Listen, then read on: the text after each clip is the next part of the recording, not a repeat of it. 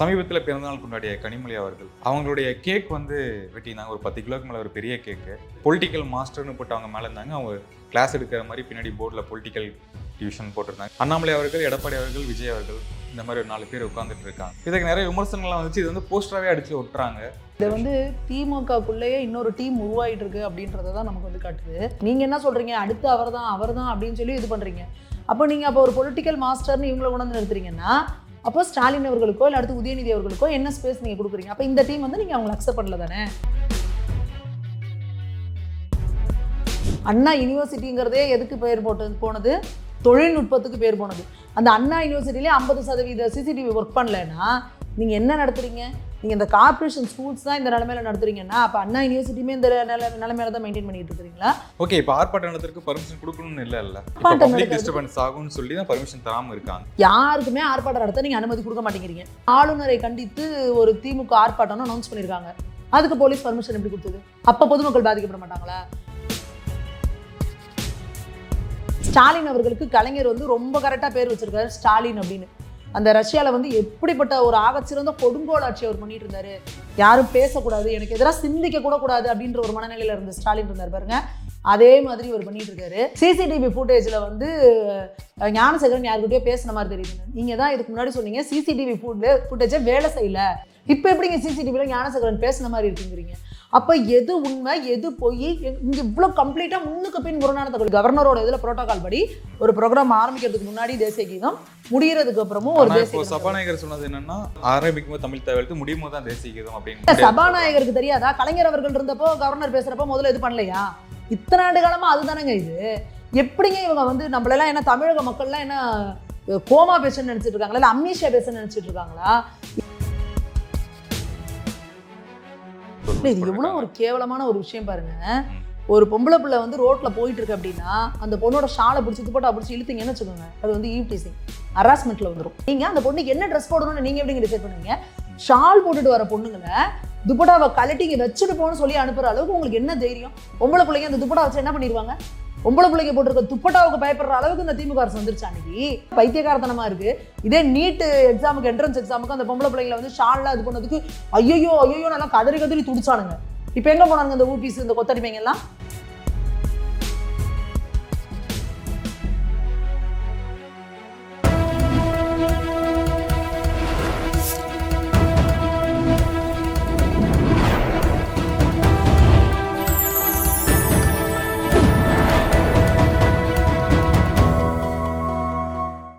Channel 5 தமிழர்களுக்கு வணக்கம். இன்றைய நேர்காணலில் நம்முடன் இணைந்திருப்பவர் பாஜகவின் மகளிர் அணியின் மாநில செயற்குழு உறுப்பினர் திருமதி சுமதி மேகவர்ணம் அவர்கள். வணக்கம் மேம். மேம், இப்போது ஆளுநர் வெளிநடப்பு, அப்புறம் சாவர்கர் புத்தக வெளியீடு, அதுக்கு விமர்சனம், இது எல்லாமே இருந்தாலும் உங்கள்கிட்ட ஒரு முக்கியமான கேள்வி என்னென்னா, சமீபத்தில் பிறந்தநாள் கொண்டாடிய கனிமொழி அவர்கள் அவங்களுடைய கேக் வந்து வெட்டினாங்க. ஒரு 10 கிலோக்கு மேலே ஒரு பெரிய கேக்கு. அதில் வந்து அவங்களுடைய உருவம் இருந்தது. பொலிட்டிக்கல் மாஸ்டர்னு போட்டு அவங்க மேலே இருந்தாங்க. அவங்க கிளாஸ் எடுக்கிற மாதிரி பின்னாடி போர்டில் பொலிட்டிக்கல் டியூஷன் போட்டிருந்தாங்க. கீழே வந்து ஸ்டூடெண்ட்ஸாக ஒரு 4 பேர் உட்காந்துருந்தாங்க. அண்ணாமலை அவர்கள், எடப்பாடி அவர்கள், விஜய் அவர்கள் இந்த மாதிரி ஒரு 4 பேர் உட்காந்துட்டு இருக்காங்க. இதுக்கு நிறைய விமர்சனங்கள்லாம் வந்துச்சு. இது வந்து போஸ்டராகவே அடிச்சு ஒட்டுறாங்க. இது வந்து எப்படி இருக்கு பார்க்கும்போது? இது சரி நினைக்கிறீங்க? இல்லை, இதை வந்து திமுகக்குள்ளேயே இன்னொரு டீம் உருவாயிட்டு இருக்கு அப்படின்றத தான் நமக்கு வந்து காட்டுது. ஏன்னா இங்கே வந்து ஒரு பொலிட்டிக்கல் மாஸ்டர்னா இந்த ஒட்டுமொத்த எதிரில் இருக்கிறவங்களையும் ஒரு ஆளாக ஒத்த கையில் எங்கள் அக்கா ஹேண்டில் பண்ணுறாங்க அப்படின்றத வந்து கனிமொழி அக்கா வந்து போடுறாங்க. அப்போ பொலிட்டிக்கல் மாஸ்டர் அப்படின்னா நீங்கள் அவங்கள வந்து துணை முதல்வராக போட்டிருக்க வேண்டியது தானே? போடலை. அப்போ நாங்கள் என்ன கேட்குறோம், இப்போ அடுத்த தடவை திமுக வந்து எலெக்ஷனில் நிற்கிறப்போ சிஎம் கேண்டிடேட்டாக வந்து கனிமொழி அவர்களை தான் சொல்ல போகிறாங்களா? அதுக்காக வந்து பொலிட்டிக்கல் மாஸ்டர் அப்படின்னு சொல்லி போடுறாங்களா அப்படின்றதும் வந்து நமக்கு வந்து ஒரு பெரிய கேள்விக்குறியாக இருக்குது. அப்போ கனிமொழி அக்காவோட ஆதரவாளர்கள் எல்லாருமே வந்து அடுத்த லெவலுக்கு வந்து தலைவராக வந்து கனிமொழி அவர்களை தான் வந்து ப்ரொஜெக்ட் பண்ணுறாங்க. ஏன்னா இங்கே எதிர்கட்சியில் இருக்க எத்தனை பேரையும் வந்து ஹேண்டில் பண்ணுறது வந்து ஸ்டாலின் அவர்கள் கிடையாது, கனிமொழி அக்கா தான் அப்படின்ற மாதிரி ஒரு ப்ரொஜெக்ஷனை கொண்டு வராங்க திமுகக்குள்ளேயே. அப்போ திமுகக்குள்ளே ஒரு பிளவு உண்டாயிட்டு இருக்கா? அடுத்த தலைமையாக வந்து கனிமொழி அக்காவை எதிர்பார்க்குறாங்களா அப்படிங்கிற கேள்விக்கு திமுகலேருந்து தான் எங்களுக்கு பதில் சொல்லணும். இது வந்து அவங்க ஒரு கேக் தானே, அன்பால போட்டன்னு கூட அவங்க சொல்லிட்டு போயிடுவாங்க. இல்லை, அன்பால போடுறதுனா நீங்கள் எப்படி வேணா போடலாம். நீங்கள் இதுக்கு முன்னாடியும் அப்படி தான் அவங்க வந்து இந்த மாதிரி போன வருஷமும் அதே மாதிரி தான் பண்ணியிருந்தாங்க. அப்போது இதை வந்து இது வந்து நமக்கு எப்போவுமே இவங்களுக்குள்ள ஒரு கோல்டு வார் அப்படின்றது வந்து இருந்துகிட்டே இருக்குது. டீமுமே பார்த்தீங்கன்னா இவங்களுக்குன்னு தனியாக சில டீம் இருக்கும், அதுபோல் அவங்களுக்குன்னு ஒரு டீம் இருக்குது. அது நமக்கு வந்து விசிபிளாகவே தெரியுது. அப்போ இவங்க வந்து நம்ம இதிலே பார்த்தோம், உதயநிதி வாழ்கள்லாம் சொன்னாங்க. அதே இவங்க கூட இருக்க சில டீம்ல இருக்கவங்களாம் அந்த வார்த்தையை சொல்லாமே வந்துட்டாங்க. அப்போ இவங்களுக்குள்ள வந்து ஒரு அணி திமுகக்குள்ளேயே இன்னொரு அணி வந்து உருவாகிறதுக்காக எல்லாமே தயாராகிட்டு இருக்கு. அது ஸ்டாலின் அவர்கள் தலைமையில் இருக்கிற வரைக்கும் அமைதியா இருக்கும். ஒன்ஸ் அவருக்கு அப்புறம் வந்து உதயநிதி அவர்களை வந்து ப்ரொஜெக்ட் பண்றப்ப அது பூதாகரமா வெடிக்கும். கண்டிப்பா திமுகவே ரெண்டா பிரியறதுக்கான வாய்ப்புகள் இருக்கு. இப்போ இந்த போஸ்டர் கலாச்சாரம் எல்லாமே இப்போதான் கொஞ்சம் ஓய்வடைஞ்சிருக்கு அப்படின்னு நம்ம எடுத்துக்கலாம். இந்த எதிர்கட்சியை தாக்கி பேசுகிற, ஆளுங்கட்சி தாக்கி பேசுறது, இதெல்லாம் ஓய்வடைஞ்சதில்லை, மறுபடியும் இது ஆரம்பிச்சிருக்கு. அதாவது இப்போ அந்த லிஸ்ட்டில் வந்து எடப்பாடி அவர்கள் தவிர எல்லாமே கனிமொழி அவர்களுக்கு ஒரு ஜூனியர்ஸ் தான், ஸோ போடலாமே அப்படிங்கிற விமர்சனம் வைக்கிறாங்கல்ல. இல்லை, நாங்கள் இது என்ன சொல்கிறோன்னா, போஸ்ட் அடிக்கிறது அவங்க அடிக்கிறவங்க ஃபன்னுக்கு போடுவாங்கன்னு வச்சுக்கோங்க. வருங்கால பிரதமரே, வருங்கால ஜனாதிபதியே, அவங்கள வந்து குளிர்விக்கணுங்கிறதுக்காக போடுவாங்க. அதுக்கு வந்து நமக்கு இது கிடையாது. நாங்கள் என்ன இது சொல்கிறோன்னா, நீங்கள் எதிரில் இருக்கிறவங்களே எப்போவுமே இங்கே டீக்ரேட் பண்ணி தான் போடுவாங்க. ஆனால் உங்களுக்குள்ளே இருக்கிறவங்களே நீங்கள் வந்து ஹைலைட் பண்ணலைன்றது தான் எங்களோட கேள்வி. நீங்கள் என்ன சொல்கிறீங்க, அடுத்து அவர் தான் அப்படின்னு சொல்லி இது பண்ணுறீங்க. அப்போ ஒரு பொலிட்டிக்கல் மாஸ்டர்னு இவங்களை உணர்ந்து நிறுத்துறீங்கன்னா, அப்போ ஸ்டாலின் அவர்களுக்கோ இல்லை அடுத்து உதயநிதி அவர்களுக்கோ என்ன ஸ்பேஸ் நீங்கள் கொடுக்குறீங்க? அப்போ இந்த டீம் வந்து நீங்கள் அவங்களை அக்செப்ட் பண்ணல தானே, அவங்கள இந்த இடத்துல ஏற்றுக்கல தானே அப்படின்றத தான் நாங்கள் வந்து கேள்வியாக முன்வைக்கிறோம். இது தொடர்ந்து இது வந்துக்கிட்டே தான் இருக்குது. இந்த ஒரு கோல்டு வாருங்கிறது எங்களுக்குள்ளே போய்கிட்டே தான் இருக்குது. ஓகே, இந்த அண்ணா யூனிவர்சிட்டி விஷயத்தில் கூட இவங்க வாயே திறக்கல, கனிமொழி அக்கா எங்கே போயிட்டாங்க, அந்த மாதிரி விமர்சனம்லாம் வந்துட்டு இருந்துச்சுல, அதை நீங்கள் எப்படி பார்க்குறீங்க? இல்லை, நாங்கள் இது தொடர்ந்து கேட்டுட்டு தான் இருக்கிறோம். மத்திய பிரதேசத்தில் ஒரு பிரச்சனை அப்படின்னா இங்கே கருப்பு புடவையை கட்டிட்டு மெழுகுவர்த்தி ஏற்றிட்டு வாயில் கருப்பு துணியை கட்டிட்டுலாம் போகிறாங்க. மணிப்பூர் பிரச்சனைக்கு மணிப்பூரில் என்னாச்சுன்னு சொல்லி கேட்டாங்க. இங்கே இருக்கிற அண்ணா யூனிவர்சிட்டிக்கு எத்தனை தடவை முதல்வர் வந்து அண்ணா யூனிவர்சிட்டி போய் பார்வையிட்டாரா? கனிமொழி அக்கா அண்ணா யூனிவர்சிட்டிக்கு போனாங்களா?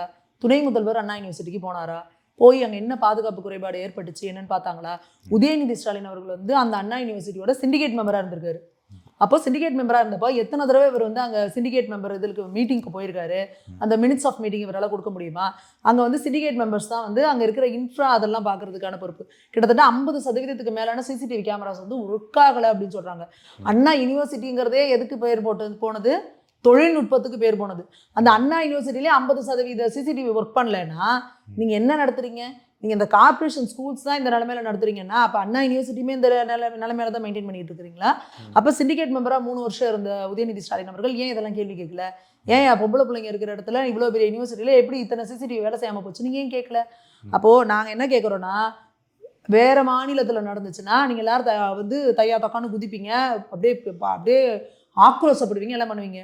நம்ம தமிழ்நாட்டில் நடக்கிற ஒரு பொம்பளை பிள்ளைக்கு ஒரு ஏன்னா நடந்தா கேட்கக்கூடாதா?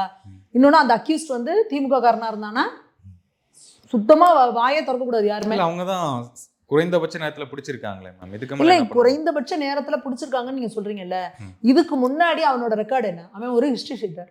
அவனுக்கு மேலே வீடு பூந்து கொள்ளையடிச்சதற்கு ஆயுதங்களோட கைது செய்யப்பட்டிருக்கிறான். அவனுக்கு மேலே 15க்கும் மேற்பட்ட வழக்குகள் இருக்குது. நீங்கள் அப்பயே அவனை கைது பண்ணி குண்டாஸில் போட்டிருந்தா இங்கே எத்தனை பொம்பளை பிள்ளைங்களோட வாழ்க்கை இதாயிருக்கும். அதில் இப்போ இந்த பொண்ணு வெளியில் வந்து சொல்லிட்டாங்க, இது போல் இன்னும் பல பெண்கள் பாதிக்கப்பட்டிருக்கலாம்னு கோர்ட்டே சொல்லியிருக்காங்களா இல்லையா? நீங்கள் என்ன பண்ணீங்க? அந்த பொண்ணோட எஃப்ஐஆர் வெளியிட்டீங்க. இப்போ மேற்கொண்டு ஆமாம் நானும் பாதிக்கப்பட்டேன்னு சொல்ல வர பொண்ணுங்களும் பயப்படுவாங்க. இப்போ அந்த மாதிரி ஒரு நிலைமையை தான் நீங்கள் உருவாக்கணும்னு நினைக்கிறீங்களா? அப்போ மிரட்டல் நீங்க ஒண்ணும் கிடையாது. அந்த பாதிக்கப்பட்ட பெண்ணுக்கு நாங்க வந்து ஒரு நீதி கேட்டு ஆர்ப்பாட்டம்னு சொல்லி பாஜக மகளிர் அணியில சொல்றோம். ஆர்ப்பாட்டம் நடத்தி ஆர்ப்பாட்டம் முடிச்சோன்னா கைது பண்ணுவாங்கன்னு கேள்விப்பட்டிருக்கோம். நீங்க அதுக்கப்புறம் என்ன பண்றீங்க?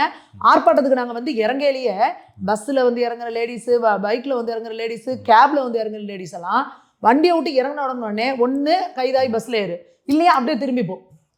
இது மாதிரி ஒன்று பண்ணுறீங்க. ஆர்ப்பாட்டம் நடக்கிற இடத்துக்கே போகக்கூடாமல் சுற்றில எங்கெங்கெல்லாம் வழி இருக்கோ அங்கெல்லாம் போலீஸ் நின்று அப்படியே கைது பண்ணி தூக்கிட்டு போகிறீங்க. இந்த தடவை என்ன பண்ணுறாங்க? அதுக்கும் ஒருபடி மேலே போய் முத நாள் நைட்டே அந்தந்த பெண் நிர்வாகிகள் வீட்டில் உட்காந்து ஹவுஸ் அரெஸ்ட். ஓகே, பெண் நிர்வாகிகள் திருச்சியில் வந்து கவிதா ஸ்ரீகாந்த் அக்கா, இவங்க திருநெல்வேலியில் நெல்லையம்மாக்கா, இன்னும் ஏகப்பட்ட பேர், எவ்வளோ பேர் நாங்கள் சொல்கிறது, அவங்கவுங்க வீட்டில் போய் போலீஸ் உட்காருது அவங்க வெளியில் வரக்கூடாதுன்னு. எதுக்காக அப்படி பண்ணுறீங்க? எதுக்கு ஹவுஸ் அரெஸ்ட் பண்ணுறீங்க? அவங்கள என்ன தீவிரவாதிகளா? என்ன பிரச்சனை அவங்களுக்கு? அவங்க ஒரு பெண்ணுக்கு நீதி கேட்டு இங்கே வர போகிறாங்க, அவங்க வரக்கூடாதுன்னு. ஏன்னா அவங்க வந்து கூட்டமாக அவங்க வராங்கன்னா அவங்களோட சேர்ந்து கூட்டமாக எல்லாரும் வந்துருவாங்க. அங்கே திருச்சியிலேருந்து ஒரு பெரிய கூட்டிகிட்டு வந்துருவாங்க, திருநெல்வேலியிலேருந்து இவங்க கூட்டிகிட்டு வந்துருவாங்க அப்படின்னு நீங்கள் அவங்களெல்லாம் பிளாக் பண்ணுறீங்க. எதுக்குங்க இந்த வேலையை பார்க்குறீங்க? இதுதான் அரசோட வேலையா? அப்போ உளவுத்துறை எதுக்கு செயல்பட்டு இருக்குன்னு தெரியுதா? இப்போ இங்கே எவன் வந்து கஞ்சா கடத்துறான், பெண்களுக்கு எதிராக ஒரு பாலியல் துன்புறுத்தலில் ஈடுபடுறான், தெருவில் ஓட விட்டு வெட்டுறான், இங்கே ரவுடிசம் எவன் அதிகமாக பண்ணிகிட்டு இருக்கான், இதெல்லாம் பார்க்குறது தான் சட்டம் ஒழுங்கு. அந்த சட்டம் ஒழுங்கை பார்க்க வேண்டிய காவல்துறை இன்னைக்கு என்ன பண்ணிட்டு இருக்குன்னா, எதிர்கட்சியில் யாரெல்லாம் எந்தெந்த பொறுப்பில் இருக்காங்க, யாரெல்லாம் இன்ஃப்ளூயன்ஷியலாக இருக்கிறாங்க, ஒரு கூட்டத்துக்கு யார் வருவாங்க, யார் எல்லாரையும் கூட்டிகிட்டு வருவாங்க, யார் வந்து பவர்ஃபுல்லாக மேடையில் பேசக்கூடியவங்க, யார் யூடியூப்பில் பேசக்கூடியவங்க, யார் போஸ்ட் போடுறவங்க, இவங்களெல்லாம் பார்த்து உளவுத்துறை என்ன பண்ணுது, இந்த இரும்பு கரம் என்ன பண்ணிட்டு இருக்கு, இதுக்கு தான் வந்து ஸ்ட்ராங்காக இரும்பு கரம் செயல்பட்டு இருக்கு. அப்போ நாங்கள் இதை ரொம்ப ரொம்ப கடுமையாக கண்டிக்கிறோம் அப்படின்றத தான் நாங்கள் திரும்ப சொல்கிறோம். இது வரைக்கும் முதல்வர் அவர்களோ துணை முதல்வர்களோ கனிமொழி அக்காவோ வாயை திறக்கல. இதுக்கு ஏன் வாயை திறக்காம இருக்கீங்க, அதை தான் நாங்கள் கேட்குறோம். ஓகே, இப்போ ஆர்ப்பாட்ட நடத்துறதுக்கு பர்மிஷன் கொடுக்கணும்னு இல்ல ஆர்ப்பாட்டம் டிஸ்டர்பன்ஸ் ஆகும்னு சொல்லி தான் பர்மிஷன் தராம இருக்காங்க. சரி, நாங்கள் என்ன கேட்குறோம், யாருக்குமே ஆர்ப்பாட்டம் நடத்த நீங்கள் அனுமதி கொடுக்க மாட்டேங்கிறீங்க. இப்போ நாளைக்கு காலையில் ஆளுநரை கண்டித்து ஒரு திமுக ஆர்ப்பாட்டம்னு அனௌன்ஸ் பண்ணியிருக்காங்க. அதுக்கு போலீஸ் பர்மிஷன் எப்படி கொடுத்தது? அப்போ பொதுமக்கள் பாதிக்கப்பட மாட்டாங்களா? அப்போ எப்பேற்பட்ட சர்வாதிகாரத்தனம்னு பாருங்க. இது ஃபாசிச ஆட்சி பண்ணிட்டு இருக்கிறாரு ஸ்டாலின் அவர்களுக்கு. கலைஞர் வந்து ரொம்ப கரெக்டாக பேர் வச்சிருக்காரு ஸ்டாலின் அப்படின்னு. அந்த ரஷ்யாவில் வந்து எப்படிப்பட்ட ஒரு ஆகச்சிறந்த கொடுங்கோல் ஆட்சி அவர் பண்ணிட்டு இருந்தாரு. யாரும் பேசக்கூடாது, எனக்கு எதிராக சிந்திக்க கூட கூடாது அப்படின்ற ஒரு மனநிலையில இருந்த ஸ்டாலின் இருந்தார் பாருங்க. அதே மாதிரி அவர் பண்ணிட்டு இருக்காரு. எனக்கு எதிராக யாரும் யோசிக்க கூட கூடாது, பேசக்கூடாது அப்படின்னு. இன்னைக்கு வந்து என்ன பண்றாங்க, இந்த அண்ணா யூனிவர்சிட்டி விவகாரம் வந்து நாளொரு மேனியும் பொழுதுறோமா டெய்லி வந்து அடுத்தடுத்தது எடுத்துட்டு கேள்வி கேட்டுக்கிட்டே இருக்காங்க. திரும்ப நேத்து அந்த பொண்ணுகிட்ட திரும்ப 2ஆம் கட்ட விசாரணை பண்ணப்போ ஆமா அப்படி ஒரு சாருங்கிறவர்கிட்ட பேசினாங்கன்னு சொல்றாங்க. இதுல போலீஸ் எப்படி முன்னுக்கு பின்ன முரணா இருக்கு பாருங்க. முதல்ல என்ன பண்றாங்க, அவர் வந்து ஒரு போன் எடுத்து பேசினாரு, அந்த சார் கூட இருக்கணும்னு சொன்னாருன்னு எஃப்ஐஆர்ல அந்த பொண்ணு போட்டிருக்கு. ஆனா இவர் என்ன சொல்றாரு, இல்ல அந்த பொண்ணு ஏதோ அடுத்து கமிஷனர் வந்து பேசியிருக்காரு இல்லையா, அவர் என்ன சொல்றாரு, இல்ல அவரோட போன் வந்து ஏரோப்ளைன் மோட்ல இருந்தது, அதனால அவர் யார்கிட்டையும் பேசியிருக்க வாய்ப்பு இல்லை, சும்மா மிரட்டலுக்கு சொல்லலாம்னு காவல்துறை சார்பாக சொல்றாங்க. அடுத்து இப்ப திருப்பி நேத்து என்ன சொல்றாங்கன்னா, சிசிடிவி ஃபுட்டேஜ்ல வந்து ஞானசேகரன் யாருக்கிட்டயோ பேசுன மாதிரி தெரியுதுன்னு. நீங்க தான் இதுக்கு முன்னாடி சொன்னீங்க சிசிடிவி ஃபுட்டேஜை வேலை செய்யல, சிசிடிவி வேலையே செய்யல, அந்த இடத்துல சிசிடிவி இல்லைன்னு சொல்லிட்டீங்க. இப்போ எப்படிங்க சிசிடிவியில் ஞானசேகரன் பேசுன மாதிரி இருக்குங்கிறீங்க?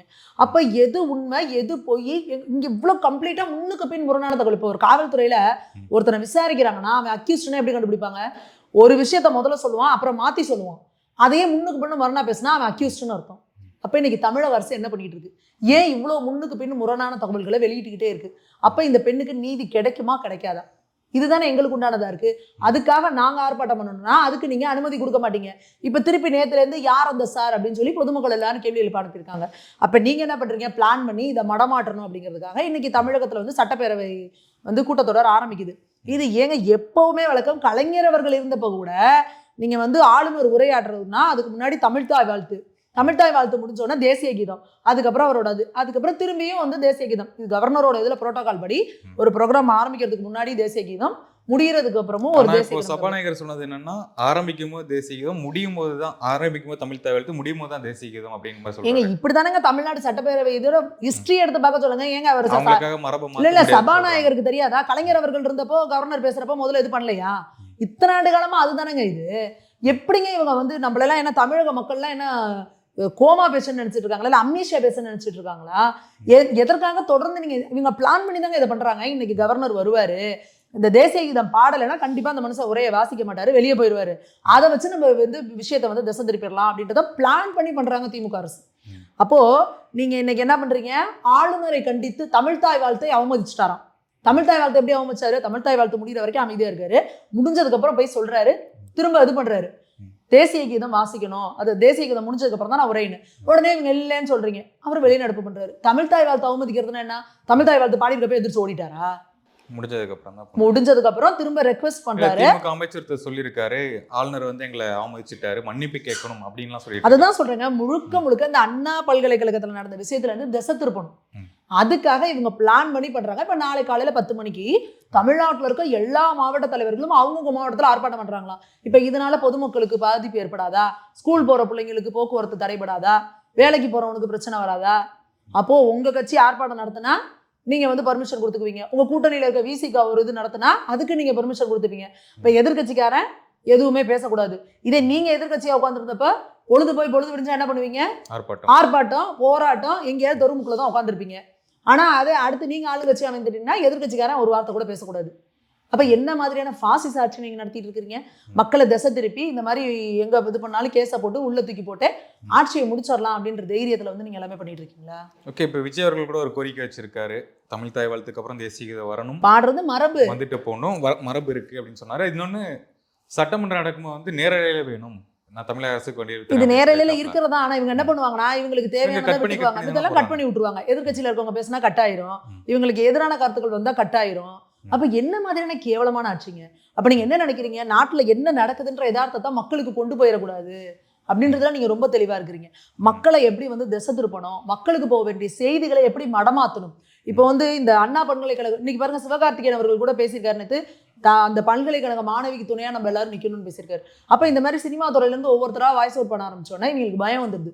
இது பிரச்சனை ஆகிட்டே போகுது, டெய்லி யாராவது அதை பத்தி பேசிக்கிட்டே இருக்காங்கன்றப்போ அப்போ அந்த அந்த விஷயத்தை கம்ப்ளீட்டா டீவியேட் பண்ணணும் மக்களை. அப்போ இப்போ பாரு, ஐயோ ஆளுநர் வந்து தமிழ் தாய் வாழ்த்தை அவமதிச்சிட்டாரு அப்படின்னு சொல்லி கிளப்பி விட்டு இந்த பாலியல் பிரச்சனை திசை திருப்பறதுக்காக மட்டும்தான் இந்த விஷயத்த பண்றாங்க, வேற எதுவுமே கிடையாது. இதுக்காக மட்டும்தான் இதை பண்ணிட்டு இருக்காங்க. சரி, ஓகே மேம். இப்போ முதல்வர் பங்கேற்கிற ஒரு விழாவில் வந்து பெண்கள் மாணவிகள் யாருமே வந்து கருப்பு துப்பட்டா அணிந்து உள்ள வரக்கூடாது, அந்த கருப்பு ஷால் மாதிரி போட்டு வரக்கூடாதுன்னு ஒரு இது எவ்வளவு ஒரு கேவலமான ஒரு விஷயம் பாருங்க. ஒரு பொம்பளை பிள்ளை வந்து ரோட்ல போயிட்டு இருக்கு அப்படின்னா அந்த பொண்ணோட ஷாலை பிடிச்சி துப்பட்டா பிடிச்சி இழுத்தீங்கன்னு வச்சுக்கோங்க, அது வந்து ஈவ் டீசிங், ஹராஸ்மெண்ட்ல வந்துடும். அப்போ நீங்க ஒரு பொம்பளை பிள்ளை, அந்த பொண்ணுக்கு வந்து நான் வந்து டாப்ஸ் மட்டும் தான் போட்டோம்னா அது அவளோட உடைச்சு வந்துடும். நீங்க அந்த பொண்ணுக்கு என்ன ட்ரெஸ் போடணும்னு நீங்க எப்படி டிசைட் பண்ணுவீங்க? ஷால் போட்டுட்டு வர பொண்ணுங்களை துப்பட்டாவை கலட்டிங்க வச்சுட்டு போன்னு சொல்லி அனுப்புற அளவுக்கு உங்களுக்கு என்ன தைரியம்? பொம்பளை பிள்ளைங்க அந்த துப்பட்டா வச்சு என்ன பண்ணிடுவாங்க? பொம்பளை பிள்ளைங்க போட்டிருக்க துப்பட்டாவுக்கு பயப்படுற அளவுக்கு இந்த திமுக அரசு வந்துருச்சு அன்னைக்கு. அப்போ இவங்க திமுகவோட ஹிஸ்ட்ரி எப்படி போயிட்டு இருக்கு பாருங்க. கருப்பு கொடி காமிச்சு, கருப்பு பலூன் விட்டு, கருப்பு கொடை பிடிச்சி, கருப்பு சட்டை போட்டு ஆட்சியை பிடிச்ச திமுக இன்னைக்கு ஒரு கருப்பு துப்பட்டாவை பார்த்து பயப்படுது அப்படின்னா இல்ல, அண்ணா பல்கலைக்கழகத்துல வந்து இப்ப இந்த பிரச்சனை நடந்துட்டு இருக்கு. மாணவர்கள் மத்தியில இது கடுமையான விஷயமா பரவிட்டு இருக்கு. இப்ப மாணவர்கள் வந்து கடுமையான கொந்தளிப்புல இருக்கிறாங்க. ஏன் வந்து எப்ப பார்த்தாலும் வந்து இந்த பொண்ணுக்கு வந்து திரும்ப இஷ்யூ ஆயிட்டு இருக்கு, ஏதோ மாத்தி நியூஸ் சொல்லிக்கிட்டே இருக்கிறாங்க. அப்ப அந்த பொண்ணுங்க ஒரு 4 பேர் எந்திரிச்சு அந்த கருப்பு துப்பட்டாவை எடுத்து அண்ணா பல்கலைக்கழக மாணவிக்கு நீதி வேணும்னு கேட்டுட்டாங்கன்னா நோட்டு புத்தகத்தை உள்ள எடுத்துட்டு போலாம். ஏன் நோட்டு புத்தகத்துல எதையாவது எழுதி காமிச்சிட போறாங்க? எவ்வளவு பயம் உங்களுக்கு ஆட்சி ஒழுங்கா நடத்த தெரியாது. ஆனா இப்படி எல்லாரையும் வாயை பொத்தி, கையை கட்டி, கண்ணை பொத்தி நீங்க ஒரு ஆட்சியை முடிச்சிடலாம்னு நினைக்கிறீங்களா? எத்தனை பேர் வாயடைப்பீங்க இந்த மாதிரி? தமிழகத்தோட மக்கள் தொகை எத்தனை? இந்த தமிழர்களை நீங்க என்ன அவ்வளோ வந்து ஏமாந்தவர்கள் இல்லைன்னா வந்து கோழைகள் நினைச்சிட்டு இருக்கீங்களா நீங்க? அப்போ ஒரு பொம்பளை பிள்ளை வந்து ஒரு ஹாலில் போகுதுன்னா அது துப்பட்டாவை கழுத்தி வச்சுட்டு போன்னு சொல்றதுக்கு உங்களுக்கு எவ்வளவு தைரியம் இருக்கணும்? இது எவ்வளவு பெரிய தப்பான விஷயம். இதுக்கு கனிமொழி அக்கா கண்டனம் தெரிவிச்சிருக்காங்களா? பெண்ணுரிமை போராளி ஒரு பொம்பளை பிள்ளைய ஷாலை கட்டி வச்சுட்டு போன்னு சொல்றதுதான் வந்து பெண்ணியமா? இதை வந்து இவங்க கேட்டா நாங்க தான் பெரியார் வளர்த்து பெண்ணியம். அப்படி பார்த்தா பெரியாரோட போட்டோ போட்டிருக்காங்கல்ல, பெரியார கருப்பு சட்டை இல்லாம போடுறதுக்கு உங்களுக்கு தைரியம் இருக்கா? இல்லை வந்து இந்த திமுக காரங்க வந்தவங்களாம் இனிமேல் அந்த முதல்வரோட நிகழ்ச்சிக்கு வந்தீங்கன்னா கருப்பு சட்டையை கட்டிட்டு வாங்கன்னு சொல்கிற தைரியம் இருக்கா உங்களுக்கு? என்னங்க பைத்தியக்காரத்தனமா இருக்குது. இதே நீட் எக்ஸாமுக்கு, என்ட்ரன்ஸ் எக்ஸாமுக்கு அந்த பொம்பளை பிள்ளைங்களை வந்து ஷால்லாம் இது பண்ணதுக்கு ஐயோ நல்லா கதறி துடிச்சானுங்க. இப்போ எங்கே போனாங்க இந்த ஊபிஸ், இந்த கொத்தடிமைங்க எல்லாம்? அப்போ இவங்களை பாருங்க எப்பேற்பட்ட வேஷம் கட்டுறாங்க. எப்படி வந்து இவங்களுக்கு தேவைன்னா ஒரு விஷயத்தை எப்படி இவங்க வந்து ட்விஸ்ட் பண்ணி அப்படியே ஹைப் கொடுத்து பெரிய லெவலில் கொண்டு போவாங்க. இவங்களுக்கு தேவையில்லைன்னா அப்படியே ஒரு விஷயத்தை கண்டுக்காத மாதிரி கடந்து போகிறது. இப்போ இந்த துப்பட்டா விவகாரமும் பெரும் அளவில் வந்து சர்ச்சையாயிட்டு இருக்கு. மக்கள் வந்து ரொம்ப கடுமையாக இது எப்படி காலேஜ் படிக்கிற போகிற பிள்ளைய வந்து துப்பட்டா கழட்டி வச்சுட்டு போன்னு சொல்லுவாங்கன்றது இதாகிட்டு இருக்கு. ஸோ இப்போ இது எல்லாத்தையும் மடமாற்றணும் அப்படின்றதுக்காக தான் இந்த ஆளுநர் விவகாரத்தை வந்து கையில் தூக்கிக்கிட்டு இப்போ ஒன்றுமே இல்லாத உப்பு சப்பில்லாத விஷயம் தமிழ் தாய் வாழ்த்தை அவமானப்படுத்திட்டார். ஏன்னா தமிழ் தாய் வாழ்த்தை முடிகிற வரைக்கும் அவர் இது பண்ணியிருக்காரு. தமிழ் தாய் வாழ்த்தை எப்படி அவமானப்படுத்தினதாகும்? அப்படி பார்த்தா நீங்கள் தான் தேசிய கீதத்தை அவமானப்படுத்திருக்கீங்க.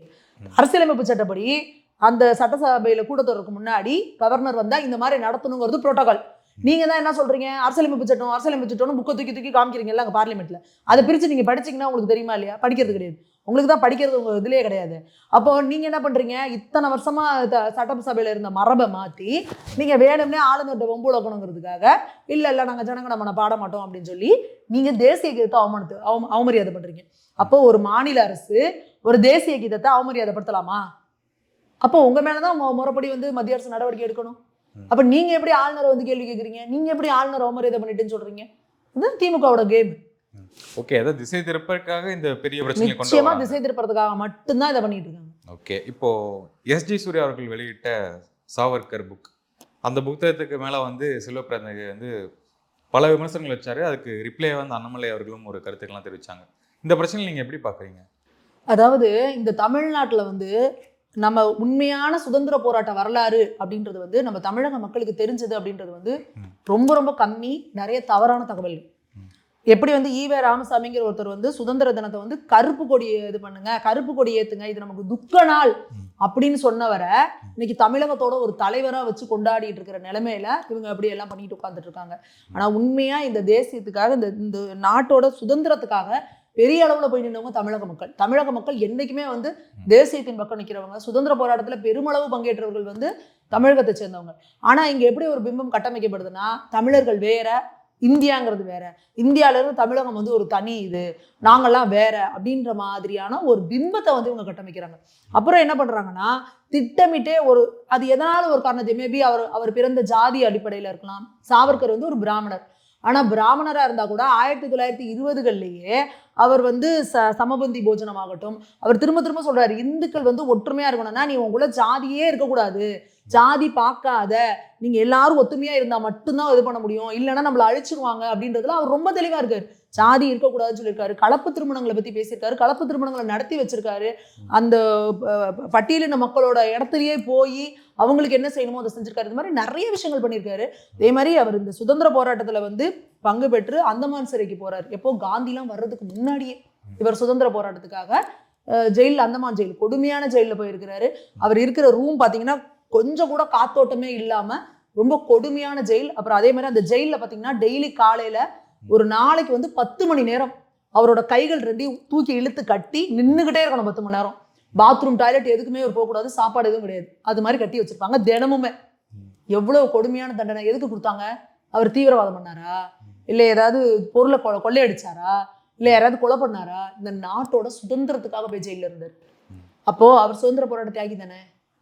அப்போ ஏன் அவரை வந்து நீங்க வந்து இன்னைக்கு வந்து கேவலமான வார்த்தைகள்ல மன்னிப்பு கடிதம் கேட்டாரு, ஷூ நக்கி, நீங்க எவ்வளவு கேவலமான வார்த்தையில பேசுறீங்க? அப்போ தன்னோட குடும்பம் எல்லாத்தையும் விட்டுட்டு இந்த தேசத்துக்காக போய் அத்தனை வருஷம் ஜெயில இருந்த ஒரு மனுஷனை நீங்க இந்த மாதிரி பேசுறீங்கன்னா அது எவ்வளவு பெரிய அந்த ஒரு ஆத்மாவுக்கு நம்ம செய்யற பாவம்.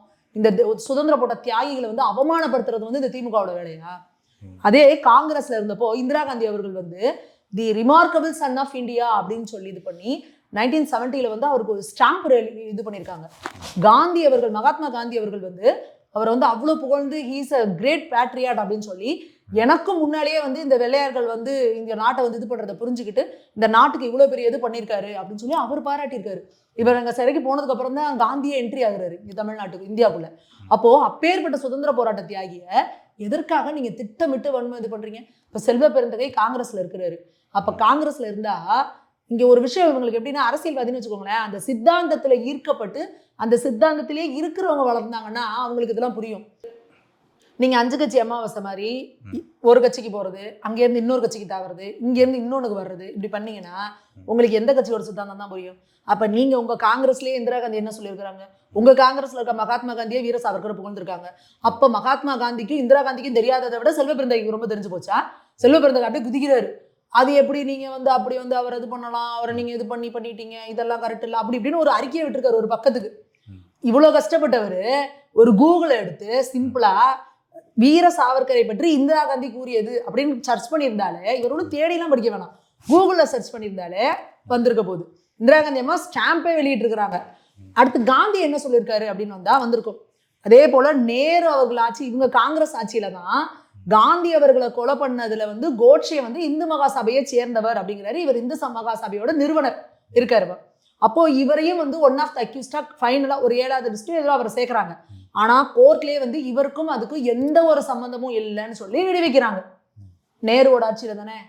அப்போ காங்கிரஸ் ஆட்சி போய் சொல்லிடுச்சா? காங்கிரஸ் ஆட்சி போய் சொல்லி சாவர்கரை விடுவிச்சிருச்சா? அப்போ என்ன சொல்ல வர்றாரு செல்வ பெருந்தகை அப்படின்றத அவர் படிச்சு வந்து தெரிஞ்சுட்டு பேசணும்.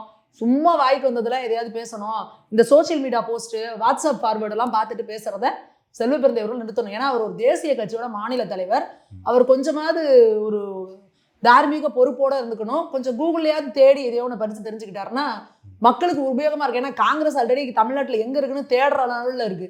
இந்த மாதிரி பண்ணாருன்னா சுத்தமா காணா போட்டு கழுவி தொடச்சிட்டு போயிடுவாங்க. அவ்வளோ. ஓகே, ஒரு இறுதியான கேள்வி என்னன்னா, கவன ஈர்ப்பு போராட்டமாக அண்ணாமலை அவர்கள் வந்து சாட்டையால் அடிச்சிருந்தாரு. அதுக்கு வந்து நீங்களும் ஒரு விளக்கம் கொடுத்துருந்தீங்க விமர்சனத்துக்கு எல்லாத்துக்குமே.